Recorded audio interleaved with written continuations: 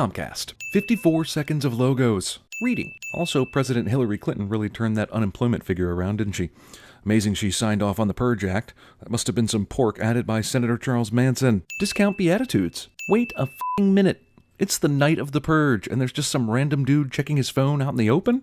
What a dumbass. Movie borrows its premise from a night of losing hockey in Vancouver. I mean, seriously. Some of these scenarios where people are getting murdered are ridiculous. Hey, on Purge night, I'm gonna go get some work done at the office. Oops, wrong move. Tony from sales hates you. Clearly more people will be purging this year than ever before. Well, there must be a lot of supermodels in the new Founding Father future. Nobody's bothering us tonight. That's another thing. How many people truly purge themselves by killing homeless people? I know that's the movie's point, the powerless are being eradicated, but mainly people want to kill that guy who cut them off in traffic or farted in the elevator.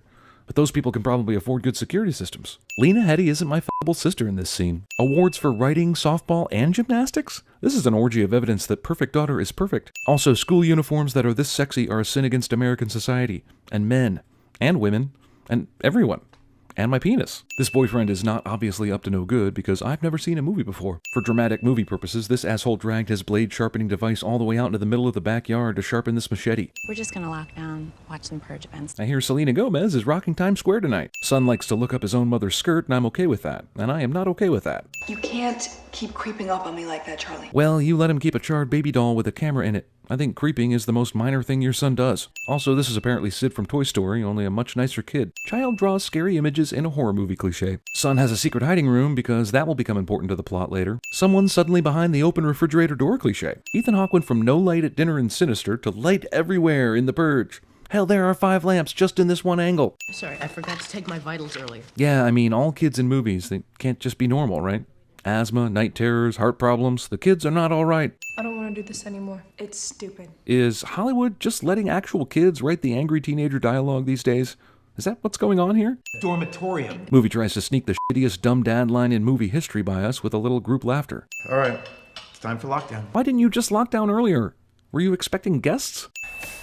As always, just a precaution. Okay, so far this movie is the Assault on Precinct 13 remake without the cop stuff, and that is not really a good thing. I know she thinks she looks good, but she's kept her school uniform on through dinner and is now going to wear it all night for the Purge, too? Wow, you're just now locking down? The clock showed us it was 6:55, then you came in here and watched your surveillance cameras, checked your guns. If anyone wanted to kill you, you'd be dead already. In fact, why don't people take advantage of those precious minutes before the Purge officially begins and after it officially ends? Unless you're out in the open getting caught by security cameras, who would know if it happened during the Purge or not? Any and all crime, including murder, will be legal for 12 continuous hours. The next day has to be like a holiday, right? How many people have to go to work the next day after a Purge? Who could sleep during this shit? There'd be a lot of dead people at your workplace, too. And I am not coming in on a Saturday to play catch-up. I have to admit, an emergency broadcast bulletin is one of the cutest ways I've ever seen exposition jammed down my throat. I wanted to surprise you, so I snuck in when you were eating. So now we find out why they didn't just go into the lockdown right away. Because this asshole needed to get into the house somehow. Seriously, if you're in a world that allows the Purge, don't you lock down immediately? For this very reason? Also, how did he sneak in? In addition to not locking down, they just left doors and windows open? Man, this Charlie kid needs to be purged some way, somehow, tonight. I mean, it's legal, right? What an asshole this kid is. The Purge is the one night a year when people get that long-awaited release. I can't do this. Dude, before any major decision, you have sex first. That ensures, at the very least, you have sex before anything stupid happens to prevent you from having it. Also, this dude thinks that killing her dad is going to make everything okay. What is this, natural-born killers? Crime and poverty rose exponentially. Jesus, is all this movie's exposition delivered by television? Also, does no one ever do bad things for 364 days out of the year? Never? Because they get one killing Christmas? Man, she really hates that wig, doesn't she?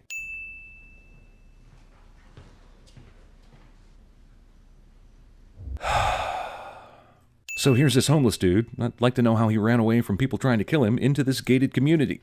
And remember, this neighborhood is kind of out of the way in the first place. Hold on. No, movie, you hold on. Damn, these two have been discussing this shit for forever.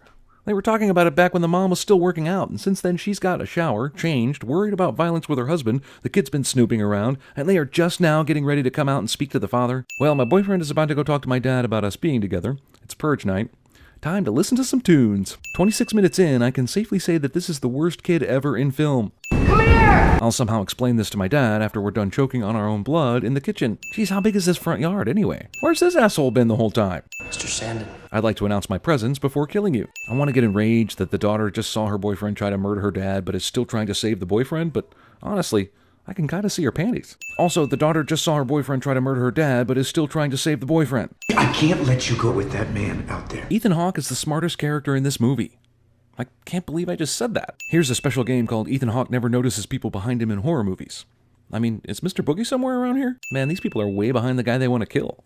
How do they even know he's around here? Charlie, just give me a second, okay? Get inside the room! The f*** are you waiting for? Mom? Also, just say there are people shooting guns and walking down the street. They look angry.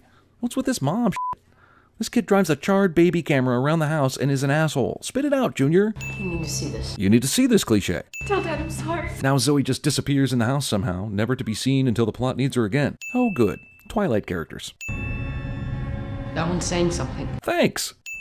Several of your dear neighbors informed us. They f***ing did not, you asshole. You were walking up the street and seconds later you were on his lawn, calling him out. F*** off. Killing one of us when we attempted to execute him tonight. You have like 7 people in your group. How did he kill one of you first and still get away? Cut it now. The freaks got the power for no reason other than to make the house and this movie darker and cause unnecessary complications. Seriously, why the f*** do they do this? Also, with the power out, how can these freaks expect James to disarm the security system to let the homeless guy out so they can kill him? The monitors are working the backup. As monitors do. Things like this are not supposed to happen in our neighborhood. Is this guy really the main character? The protagonist? I can't really relate to his money-based racism, or his wife's worrywart demeanor. Both kids are f***ing assholes and stupid. Who am I supposed to be rooting for here? We have guns, and he doesn't. How do you know? Didn't the polite leader say the guy killed one of them? Was it with his bare hands? Did they sit around watching while the homeless dude choked the life out of one of their Purge siblings? Jumpy noises. Are we sure this isn't sinister?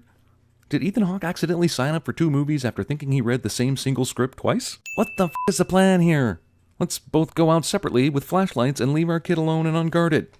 Honestly, to be as good a salesman as this guy's been made out to be, you have to have some intelligence. Kissing condoms. Whoa, this Ethan Hawke horror movie actually just turned into sinister. Come on, look over here. How big is this place? You mean 2 people walking around the house can't see the flashing lights of the demonic camera car baby? I'll follow you anywhere, remote-controlled Satan. Sorry to interrupt, but I'd love to have a word. I really need to tell you something that you already know. Tell me, why haven't you delivered the filthy swine to me yet? Bad guys aren't bad guys unless they constantly insert insults into sentences, no matter how clunky it makes them sound. I just can't find him. And that's all James says about the guy. Most people might remark, it's f***ing dark in here. This place is huge and he's hiding and could be dangerous. Why did you turn off the lights? I'm going to go hide in your secret spot. Of course you are. You went missing for 15 minutes of this movie for no other reason. Okay, you can't do this shit, you cheaters. You have well established that the daughter is a scream bot. You can't then say she opened the secret chamber with a gun and was disarmed and subdued by a guy with a knife without one single scream or sound that the entire house would hear. And that's not even mentioning the son who decides that saving the homeless man is still more important than anything and worth trading his sister's life for, so he also doesn't scream or yell anything. Flashlight-assisted Mexican standoff. Not a big fan of shaky cam, but it's way the hell better than whatever the f*** this shit is called. We have to tie him up and get him outside. Because we need more time to reflect on this moral dilemma we have in front of us. We could easily just drag him to the front door while he's unconscious and hurt, but sure, let's tie him up first. What is the moral lesson here? That people will turn into animals when other people break into their home and threaten to kill them? That's not a terrible thing, really, is it? Are we really supposed to be feeling any moral quandary about their decision to sacrifice the homeless man and save their family? Because I'm not. These two need to work on their communication skills. That was obviously a stab and not a press on his wound. Just look at this man. Look what we're doing to him. And he's got dog tags. I mean, the guy is a former soldier. Check his pocket. He's probably an organ donor, too. Oh, and look at this. He also volunteers at the homeless shelter, even though he, too, is homeless. This is the first good thing we've seen our protagonist do this entire movie. So much so that it feels completely unnatural and not earned. I have another idea. What are you gonna do? None of your business. Are you even in this family anymore? We're gonna fight. Hell yeah, this movie's about to go home alone on your ass. Wait, man, this dude's head-turn timing is either completely terrible or absolutely f***ing perfect. After deciding to let him live, and the two even coming to an agreement on the logic of the situation, they still left this dude tied up and didn't give him a gun to help kick ass? At least Assault on Precinct 13 let the prisoners have a chance to help defend themselves. Seriously, the way this house has been mapped out in the film, who cares where the bad guys are? We have no idea where the rooms are, where they are in relation to each other. The whole house is just a jangled mess of close-ups in the dark with no context. Whatever. Purging also requires dragging your victim to a special place so that someone can save him later. Accipiter ex machina. This house is either so huge that gunshots aren't heard throughout, or these kill-loving murderers are stupid for not all running to the sound of the gunshots in the basement. So you're telling me not one person is hiding in the totally not findable secret hiding wall spot in the boys' bedroom? Cooper, come look at little lady Sandy. Phew! Saved by the bad guy. Save her from me. Man, I don't know. Her dad's got a thing about her dating older guys. The guy in the background definitely saw where James went when he walked in the kitchen, but decides to stupidly walk in like he has no idea about anything, even his own name. Also, this is the first time Ethan Hawke has ever noticed a guy in the background in one of these movies. Guy getting his ass beat finds random hard object to bash attacker's head in with, cliché. How does this guy know to smash through this window? And why do these bad guys keep coming one by one? Wow, okay, so two clichés at work here at once. The guy turns and steps into a stabbing cliché, and the evil guy who just stabbed someone has excellent and gentle bedside manner after the deed cliché. Take your pick. Man, the asshole silently stalking her has been doing so since the very moment the home invasion began. He obviously has no interest in killing. That or the writer was just trying to play fast and loose so the action sequences could appear in the right order. Even though Mary was not making any noise, this lady freak knew when to jump scare at the precise time. Or she was just jumping out of the room for the past 5 minutes and finally got lucky. Well, that was unexpected. Not the ex machina part, but the daughter part. Where did the gun-happy neighbors go? Why could they systematically kill all the freak purgers except the main one? What? She was standing there and the dude didn't see her coming? F*** you. Let's tie them up. Oh, for fuck's sake. Swear to God, I'm shooting right now. Isn't that what you're gonna do anyway? When your barricades came down, we saw an opportunity to cleanse ourselves of our hatred. Seems like if rich neighbors wanted to kill a slightly richer neighbor on a legal night to do so, they could have found a way to do it that didn't rely on pure dumb luck. Founding fathers. Purging also requires saying a blessing. God will be pleased you didn't murder a family without ceremony. The homeless guy found Charlie's RC burned peeping baby and decided, I'll use this as a distraction first because my surprise entrance will be stupider that way. Did you enjoy Grace's purge party, Mr. Halverson? Female protagonist who wants peace decides to needle her neighbors with 1 more minute of purge time left. Okay, so she's dead, right? Or if movies have taught me anything, she's going to wake up surrounded by people who want to learn her secrets before they kill her. 2 remaining protagonists don't fall in love and live happily ever after. That's hard for me to swallow. From what I've been reading, Dallas had the most participants. Haha, fucking Texans. The Therons are having a party. She's nice, but wow, she's annoying.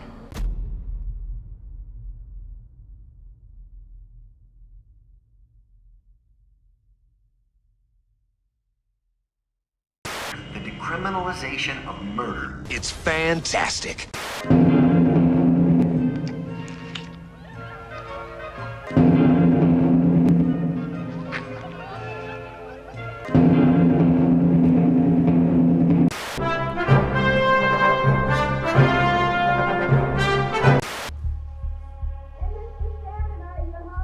Yeah, that's right, you better walk away.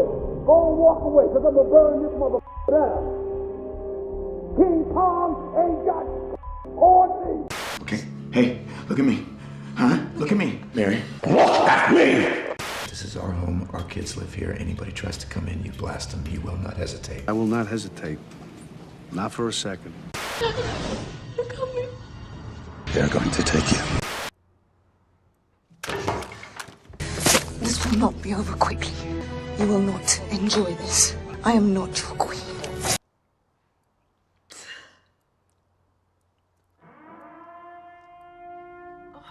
You're in pain.